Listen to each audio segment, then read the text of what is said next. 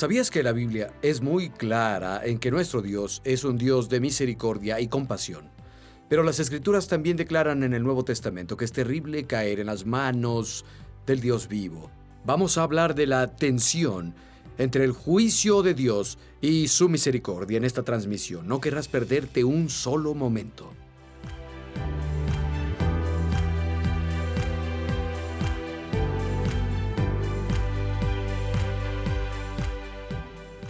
Durante mi estudio personal esta semana, yo estaba viendo donde los higos y las higueras son mencionados en toda la Biblia, desde el Génesis hasta el final del libro, y me llevó a dos narrativas que quiero compartirles hoy, y están conectadas de alguna manera por un principio, pero en realidad la conexión vino solo porque había higueras mencionadas en ambos, así que uní esas dos cosas en una. Una de ellas tiene que ver con misericordia de Dios y la otra tiene que ver con el juicio de Dios. Y vamos a ver esas dos cosas. La primera comienza en Génesis capítulo 3. Vayan conmigo, por favor. Génesis 3. Vamos a leer los versos del 1 al 10. Génesis 3, versos del 1 al 10.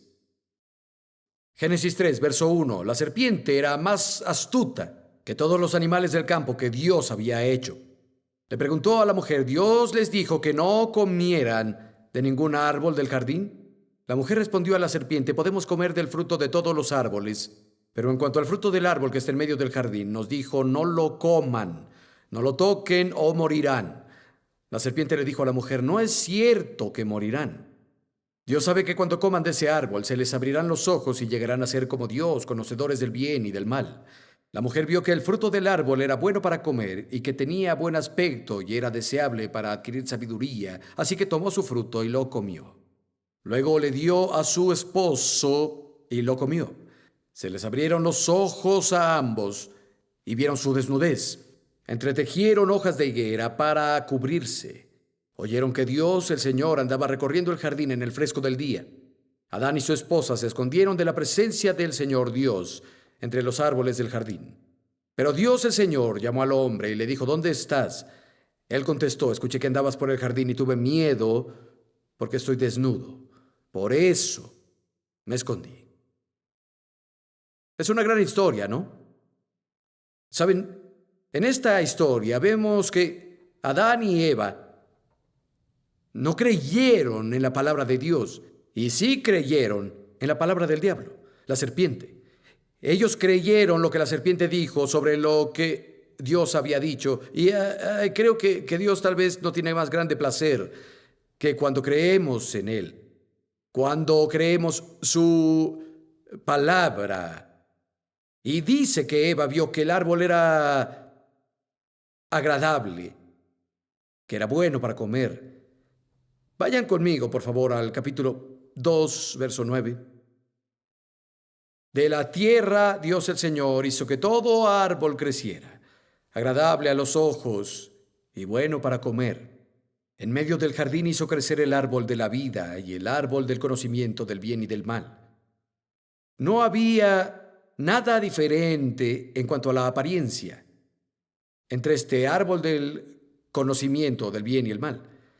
La descripción que tenemos de él es idéntica a la de los otros árboles en el jardín. No había nada en el color de su fruta o en su forma o en el ancho de la hoja que le indicara a Adán o a Eva y creyeran que tendría algún tipo de consecuencia si lo tomaban. Lo único que tenían era la palabra de Dios. Eva tal vez pensó: no veo nada que confirme lo que Dios dijo. No lo creo. El diablo dijo que no morirían, Dios dijo que morirían. El árbol es agradable a la vista, es bueno para comer, como todos los árboles. No hay nada alarmante sobre eso, no hay nada que registre con mis sentidos que confirme lo que Dios dijo sobre el árbol. Por eso ella no creyó lo que Dios dijo y comió. Le dio de comer a su esposo. Adán vio todo lo que sucedía. Él no tenía una naturaleza corrupta. en su carne ni en su espíritu que lo atrapara. Fue una rebelión voluntaria. Y murieron.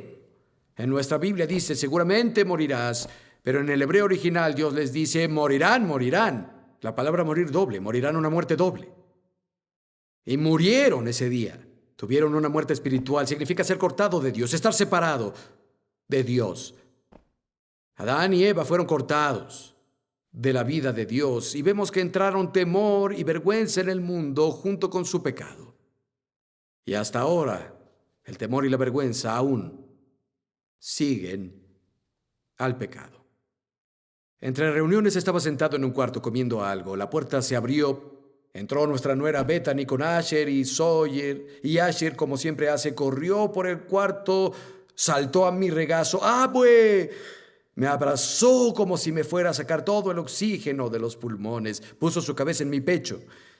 Y hace siempre eso en nuestra casa. Corre por el cuarto y ¡abue! Cuando llega ahí salta a mis brazos. Anoche estaba ahí con Harrison. Yo llegué a la misma hora que ellos. Estaba en el corredor. ¡Abue!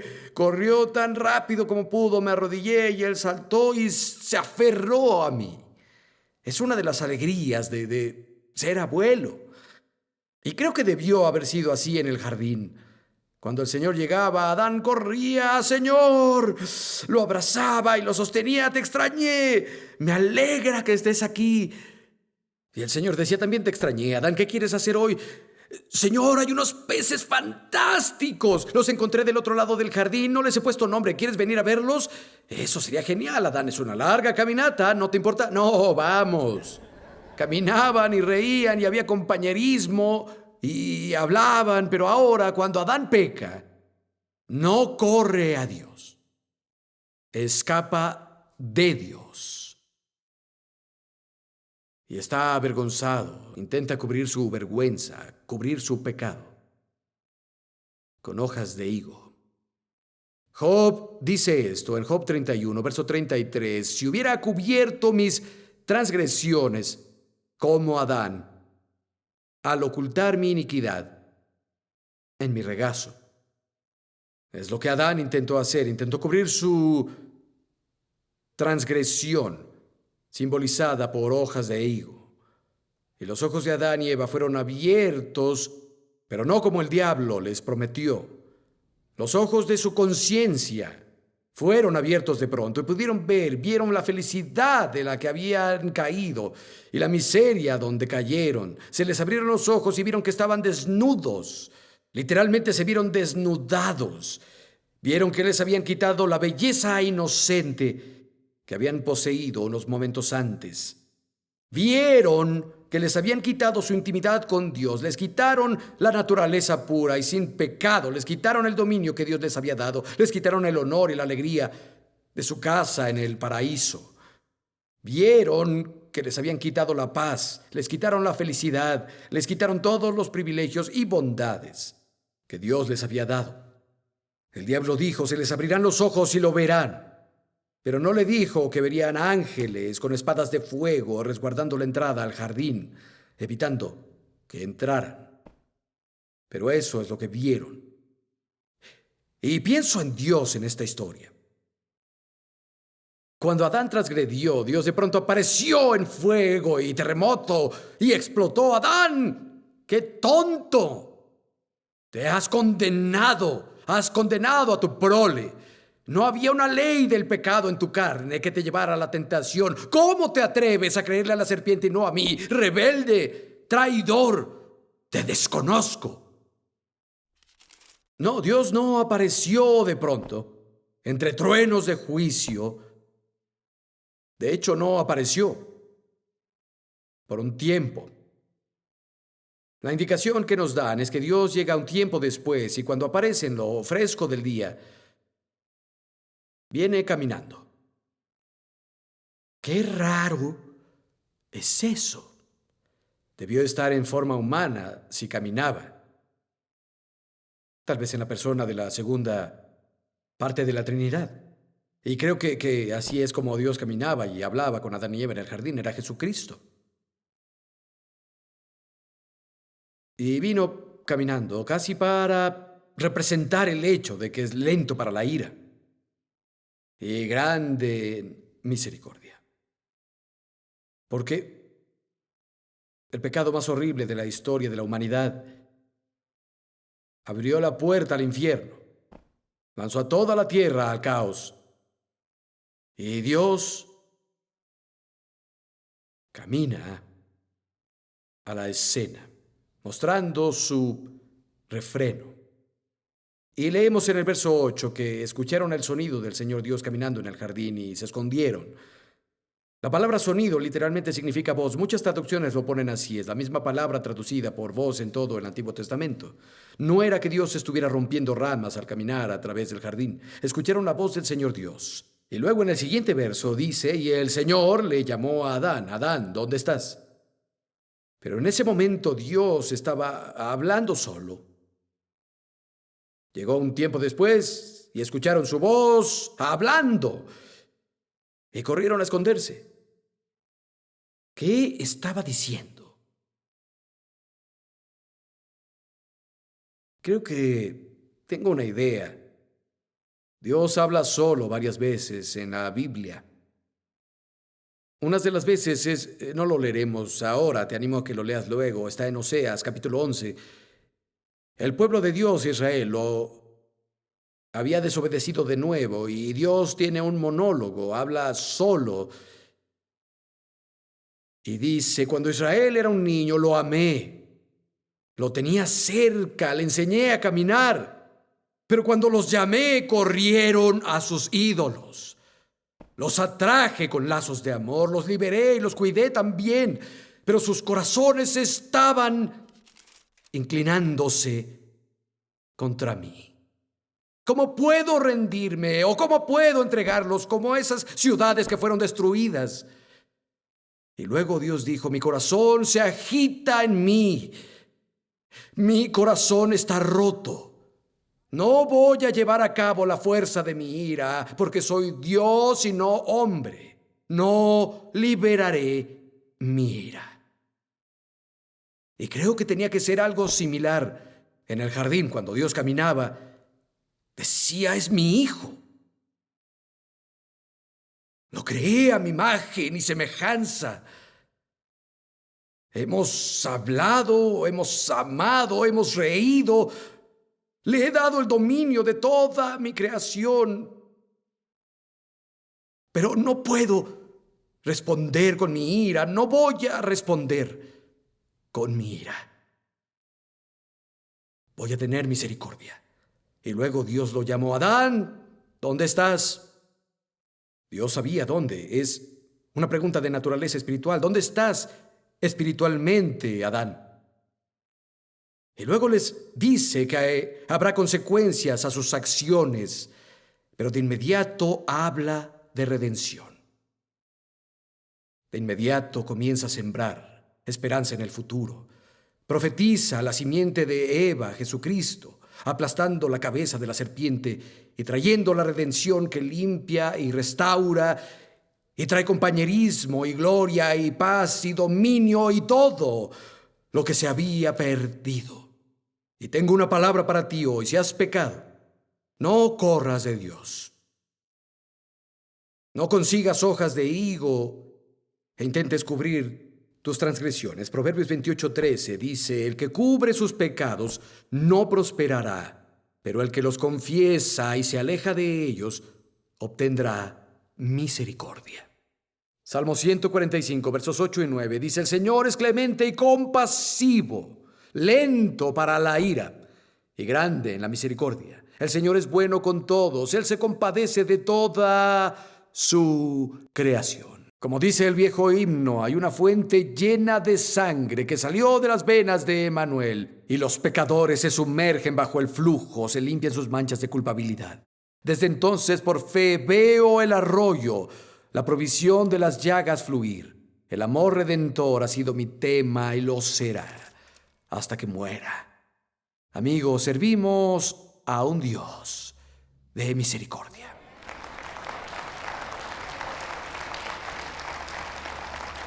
Vayan conmigo a Lucas capítulo 13, por favor.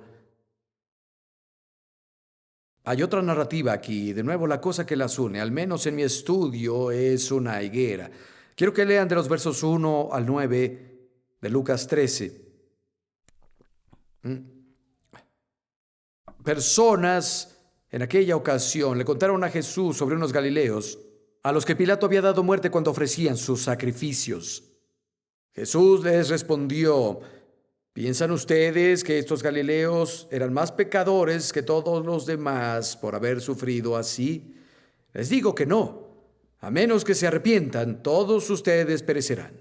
O aquellos 18 que fueron aplastados por la torre de Siloé, ¿creen que eran más culpables que todos los demás habitantes en Jerusalén? Les digo que no. A menos que se arrepientan, todos ustedes perecerán. Y les contó esta parábola. Un hombre tenía una higuera plantada en su viñedo. Fue a buscar fruto en ella, no encontró nada. Le dijo al viñador: mira, ya hace 3 años que vengo a buscar fruto en esta higuera y no he encontrado nada. Córtala, ¿para qué ha de ocupar terreno? Le contestó el viñador: Señor, déjela todavía por 1 año más para que yo pueda acabar y echarle abono. Así tal vez en adelante dé fruto, si no después puede cortarla. La parábola de Jesús y la narrativa están conectadas y quiero compartir contigo 4 lecciones simples de estos versos de Lucas, capítulo 13. Lección número 1 es esto: no atribuyas cosas malas al juicio de Dios.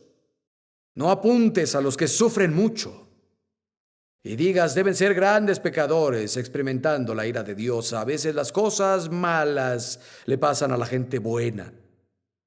Y no necesitas que se derrame tu sangre con un ejército invasor o que una torre caiga sobre ti. Puedes morir anciano en tu cama y rodeado por tus amigos con una hermosa música de fondo y serás condenado si no te arrepientes. Jesús lo dejó claro: vas a perecer como ellos si no te arrepientes. Es un cambio interno de corazón que resulta en un cambio externo de dirección. Voltea a Dios y recibe y acepta su misericordia. Ahora vayan conmigo, por favor, a esta historia. Hay una segunda lección que quiero compartir, porque la parábola que Jesús dijo sobre la higuera en el viñedo se une directamente a la narrativa precedente. La segunda lección es esta: cosas malas pasan cuando no hay intercesor. Verán, la parábola de Jesús en parte es una explicación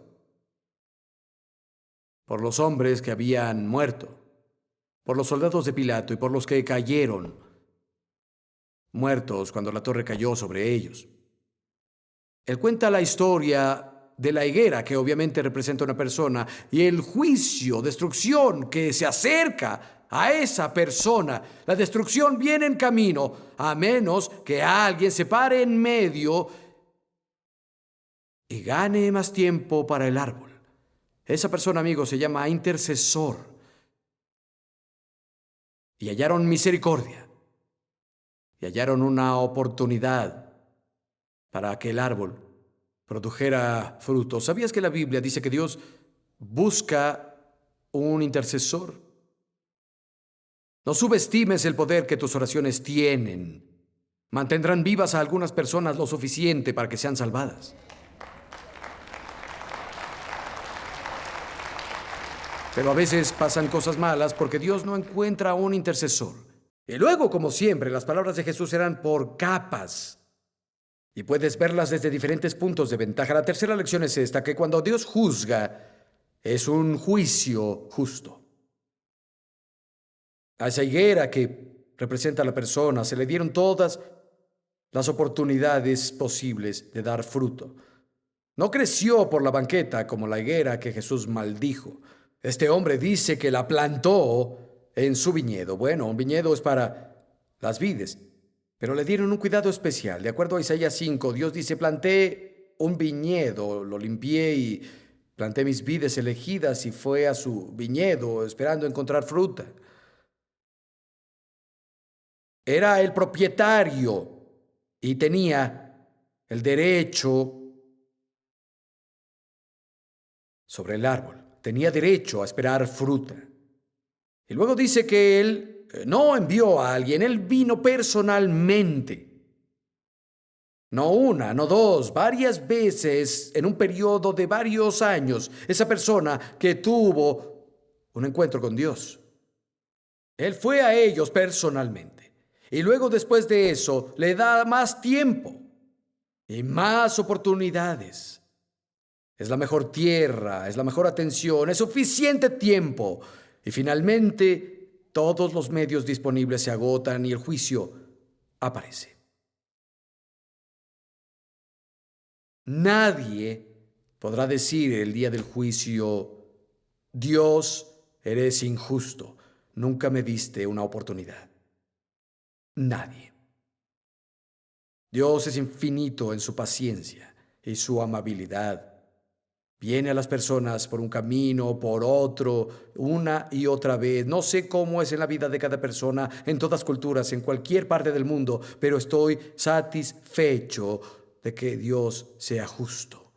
Es justo y nadie puede apuntarlo y decirle el día del juicio: eres injusto. Fuiste injusto conmigo y no me diste una oportunidad. No, toda boca será callada. Cuando llegue el juicio de Dios, no habrá excusas. Las personas tienen todas las oportunidades. Ahora, no sé cómo Dios hace eso en la vida de cada persona, pero puedes estar seguro que nuestro Dios es justo. Cuarta lección: un intercesor ya vino. Jesús es el gran intercesor que llevó nuestros pecados en su cuerpo a la cruz. La ira y el castigo que era para nosotros, pero el golpe del juicio divino cayó sobre él y tomó nuestro lugar. ¿Sabes? Tomaré el atrevimiento de sugerir que a través de este mensaje y por el Espíritu Santo, Dios, el dueño del viñedo, viene a ti. Y me aventuraría a decir, tal vez no por primera vez. Ve la historia de tu vida y ve las huellas de Dios varias veces a través de varios diferentes canales. Y se acerca a ti una vez más. Te has nutrido con el agua de la palabra a través de su Espíritu Santo. Quiere romper el suelo rústico de tu corazón, pero al final solo tú puedes elegir arrepentirte. Solo tú puedes volverte a Él y dar fruto en una vida que te dio Dios y comenzar a decirle sí a Jesús. Y sé también que muchos dicen, bueno, no estoy listo, sé que es verdad, pero tengo algunas locuras más que quiero hacer y me estoy divirtiendo ahora siendo jefe de mi vida. No estoy diciendo que Dios no vaya a estar ahí mañana, Él estará. Y al día siguiente, y al siguiente, y después de ese. Pero necesitas considerar esto. Cuando conoces la verdad y la haces a un lado, algo pasa en tu corazón. Se endurece. Y entre más la pospongas y más la rechaces, más duro se vuelve tu corazón. Y es más difícil responder. El apóstol Pablo habló de eso, las personas que rechazaron la verdad y suprimieron la verdad hasta el punto en que fueron completamente reprobados. Jesús habló del proceso de endurecimiento y me gusta una versión antigua que habla sobre los corazones de las personas que se engrosan, se entumen, se endurecen, como cuando la luna se vuelve llena, pasó por grados, poco a poco, y de pronto tienes luna llena. Por eso la Biblia dice, si hoy escuchas su voz, no endurezcas tu corazón. Cuando sabes que te llama, cuando sientes que Dios está tratando contigo, incluso si es una voz callada, responde. No te conviene alejarlo un día más. Quiero que inclinen la cabeza y cierren los ojos un momento, por favor. Vamos a orar juntos. Si dices las palabras pero no les pones el corazón, están vacías, no significan nada, no harán nada. Pero si le pones el corazón sincero, Dios te cambiará desde adentro por su Espíritu. Algo sorprendente pasará en tu vida. ¿Quieres orar conmigo? Ora, oh Dios. Humillo mi corazón ante ti.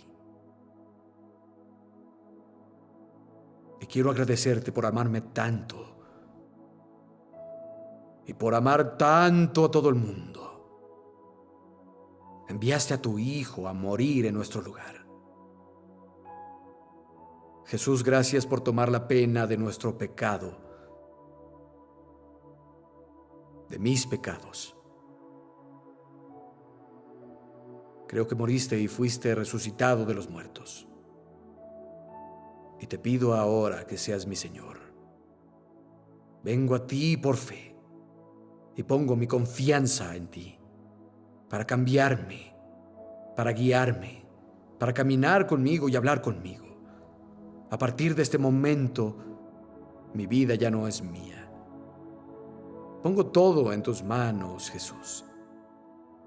Te doy acceso a todas las áreas de mi vida. No hay nada que te limite. Soy tuyo, Jesús. En tu nombre oro. Amén. Maravilloso. Maravilloso.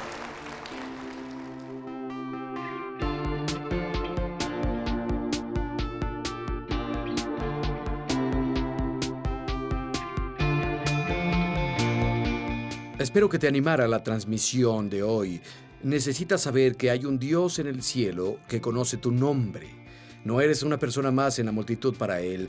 De hecho, ahora te ve mientras me escuchas. Abre tu corazón a Él. Puede resolver los retos y problemas de tu vida. Dios te ama mucho.